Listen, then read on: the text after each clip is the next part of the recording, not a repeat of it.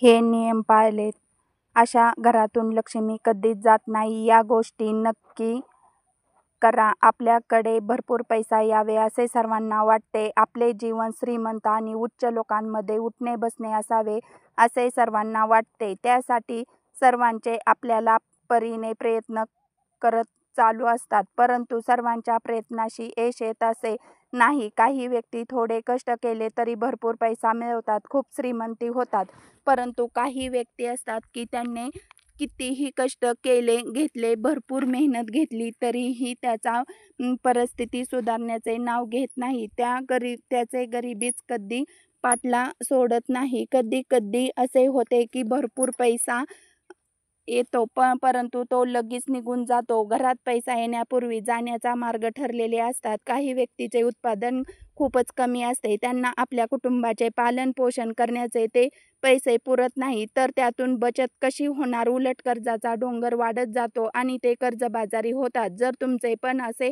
झाले असेल तर या परिस्थितीतून बाहेर पडायचे असेल तर परिस्थिती बदल करायचा असेल तर फक्त जो आपण उपाय सांगणार आहोत ते उपाय तुम्ही श्रद्धा आणि भक्ती भावनेने मनापासून केले तर नक्कीच तुम्हाला लाभ होईल. कारण कोणतेही कार्य केले तरी मनापासून केले, श्रद्धेने केले. ते कार्य करण्यापूर्वी आपल्याला विश्वास असला पाहिजे की हे काम माझे होणारच आहे, मी करणारच आहे. आपल्याला असा हट्ट विश्वास असला पाहिजे तरच आपले कार्य संपन्न होईल. म्हणून मनात श्रद्धा आणि विश्वास ठेवून हे कार्य करावेत. म्हणजेच फक्त 2च महिन्यात तुम्ही या सर्वांचा प्रभाव जाणवेल की तुमच्या आर्थिक परिस्थितीमध्ये किती बदल झाला आहे. उत्पादनाचे विविध मार्ग दिसतील, उत्पादन वाढ होईल, कर्जाला आळा बसेल, पैशाला पैसा लागेल, बचत होईल आणि आपण कर्जापासून मुक्त व्हाल. चला तर मग जाणून घेऊया कोणते हे उपाय आहेत. पण व्हिडिओमध्ये पुढे जाण्याआधी माझी तुम्हाला विनंती आहे की कृपया चॅनलवरती नवीन असाल तर सबस्क्राईब करा आणि व्हिडिओला एक लाईक करून जरूर तुम्हाला ही माता लक्ष्मीचा आशीर्वाद हवा असेल तर कमेंटमध्ये जय माता लक्ष्मी नक्कीच लिहा. मीठ. घरातील मीठ म्हणजे साक्षात देवी लक्ष्मीचे प्रतीक आहे. घरातील मीठ पूर्णपणे कधीही संपून देऊ नका. भरणीत मीठ शिल्लक ठेवा. संपण्यापूर्वी मिठाचे 1 पॅकेट आणून ठेवा. परंतु मिठाच्या बाबत काही गोष्टी लक्षात ठेवाव्यात. ज्या दिवशी शनिवार आहे त्या दिवशी मीठ कधीही खरेदी करू नये. शक्यतो मिठाची भरणी अर्ध्यापेक्षा खाली जाऊन देऊ नये. त्याआधी भरणीत मीठ भरावे. शक्यतो मीठ नेहमी काचेच्या भरणीतच भरावे. कोणत्याही धातूच्या भांड्यात मीठ कधीही ठेवू नये. तसेच सायंकाळच्या वेळी कोणालाही मीठ देऊ नये.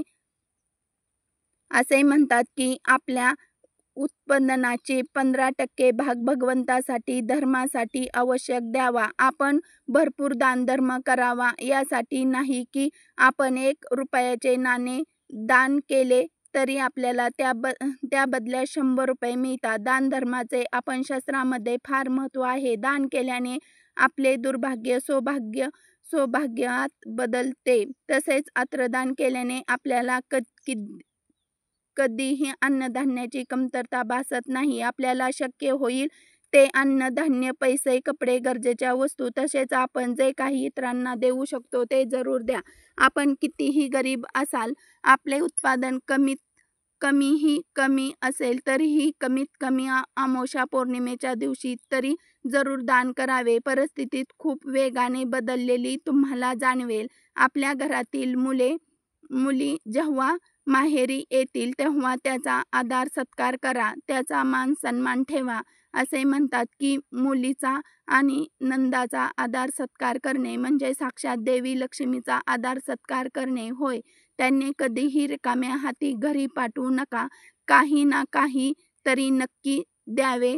साडी, शृंगाराचा सामान, पैसे, तुम्हाला जे काही शक्य होईल, तुम्हाला योग्य वाटेल ते त्यांना जरूर द्या. इतरांना देण्यापेक्षा आपल्या मुलींना, नंदांना दिल्याने त्याचे पुण्य अधिक पटीने मिळते. त्याचा आशीर्वाद आपल्याला नेहमी प्राप्त होतो. मुली नेहमी हसत खेळत आपल्या घरून गेल्या पाहिजे. पाहिजे. ज्या घरातून मुली रडत ओरडत जातात त्या घरात कधीच बरकत होत नाही. म्हणून मुलींचा आणि नंदांचा नेहमी सन्मान करा. त्यांना जे शक्य होईल ते देण्याचा प्रयत्न करा. त्यांना नेहमी आनंदी ठेवा. पुढील उपाय म्हणजे आपण रोज भगवंताची पूजा करतो. भगवंताची पूजा करताना आपल्याला पूजेतील साहित्याची आवश्यकता असते. म्हणजे जसे की ताम्हण असेल, दिवा असेल. मग आपण देवपूजा झाली की ती भांडी आपण स्वच्छ करतो आणि पालथी झाकतो. परंतु हे खूप चुकीचे आहे. देवपूजेची भांडी कधीही पालथे ठेवू नये, ती सरळ ठेवावी. तसेच देवघरामध्ये तांब्याच्या तांब्यामध्ये स्वच्छ पाणी भरून ठेवावा. हा तांब्याचा कलश ईशान्य दिशेला ठेवावा. तसेच त्या तांब्यावर एक छोटीशी प्लेट झाकून त्यामध्ये थोडीशी साखर किंवा गूळ ठेवावा आणि रोज देवपूजेनंतर कलशातील पाणी झाडांना विसर्जित करावे आणि त्या प्लेटमध्ये ठेवलेले साखर किंवा गूळ हा प्रसाद म्हणून खाऊन घ्यावा आणि त्यात दुसरे पाणी ठेवून त्यावरती पुन्हा साखर गूळ झाकून ठेवावा. यामुळे घरात समृद्धी येते. पुढील उपाय म्हणजे घरातील स्त्रियांना स्वयंपाक करताना कधीच मोजका स्वयंपाक करू नये. घरातील सगळ्यांचे जेवण झाले की संपूर्ण भांडी अगदी रिकामी होऊ नयेत. कधी एखादी पोळी किंवा थोडीशी भाजी भात काहीतरी शिल्लक राहिला हवे. दुसऱ्या दिवशी आपण ते कुत्र्यांना किंवा इतर प्राण्यांना दिले तरी चालेल. परंतु जेवण झाले की लगेच सर्व भांडी रिकामी होऊन देऊ नये. कारण स्वयंपाकात देवी लक्ष्मी असते. संपूर्ण स्वयंपाकात संपणे आणि जेवणाची भांडी रिकामी होणे म्हणजे लक्ष्मी घरातून जाण्याचे संकेत आहेत. त्यामुळे असे होऊन देऊ नका. आपली देवपूजा झाली की आपण लगेच देवाची आरती करतो. हे खूप शुभ आहे. आरती करताना 2 कापुराच्या वड्या आणि लवंगा टाकून घंटी वाजवत संपूर्ण घरातील खोलीत कापूर फिरवा. कापराच्या सुगंधाने, घंटीच्या आवाजाने आपल्या घरातील संपूर्ण नकारात्मक ऊर्जा आहे ती घरातून बाहेर जाते आणि घरातून सकारात्मक ऊर्जेची निर्मिती होते. जेव्हा घरात सकारात्मक ऊर्जा असते तेथे देवी लक्ष्मीचे आगमन करते. देवी लक्ष्मीचा अखंड वास राहतो. म्हणून देवपूजानंतर घरातील प्रत्येक कोपऱ्यातील कापूर आरती व घंटी फिरवावी. पुढील उपाय म्हणजे आपल्या घरातील रोज जो स्वयंपाक बनतो तो बनवलेला स्वयंपाक जेवण करण्या अगोदर त्याचा देवाला नैवेद्य दाखवावा व नंतर जेवण करावे. यामुळे घरातील सदस्यांचे आरोग्य चांगले राहते.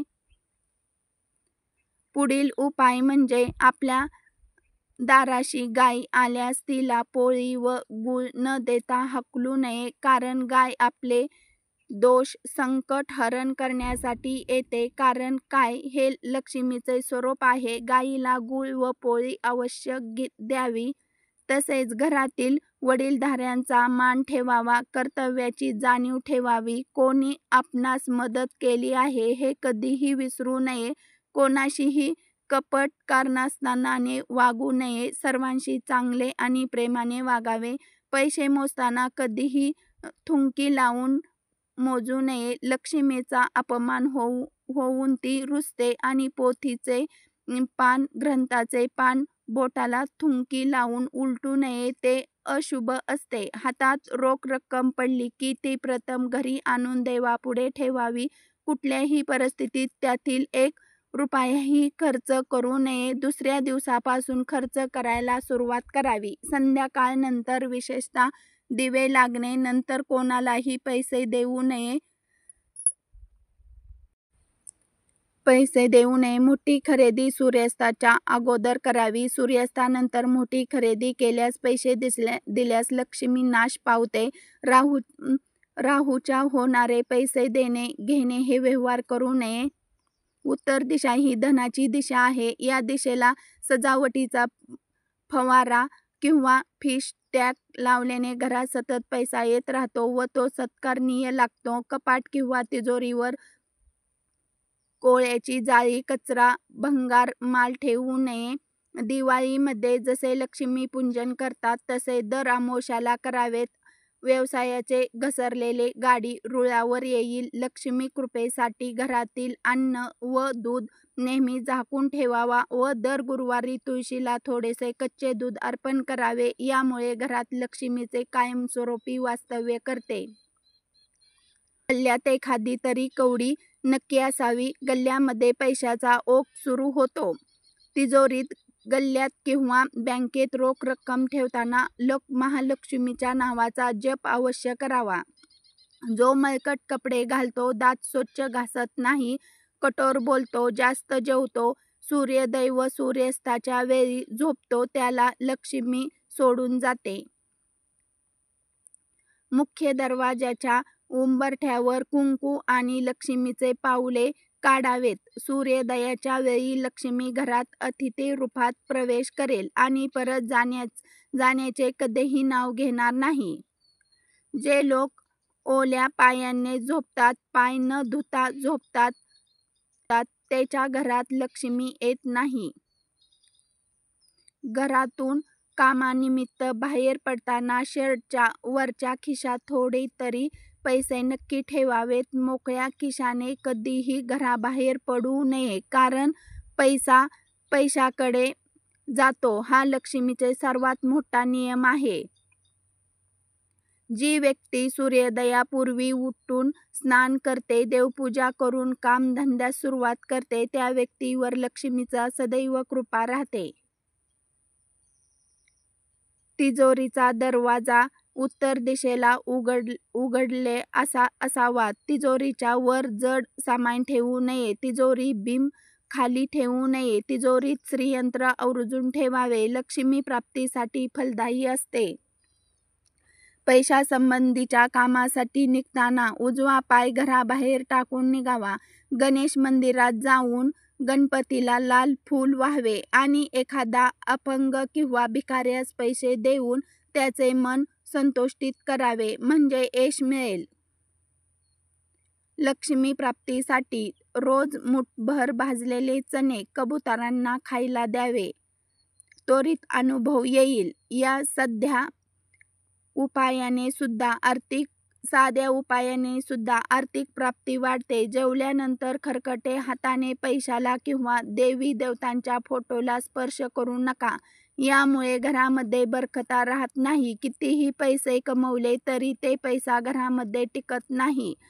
घरामध्ये अन्न वाया जाणार नाही याची काळजी घेतलीच पाहिजे, कारण वाया जाणारे अन्न शाप देते. परिणामी घरात हळूहळू दारिद्र्य आणि आजारपण येते आणि अशा घरातून लक्ष्मी फार काळ टिकत नाही.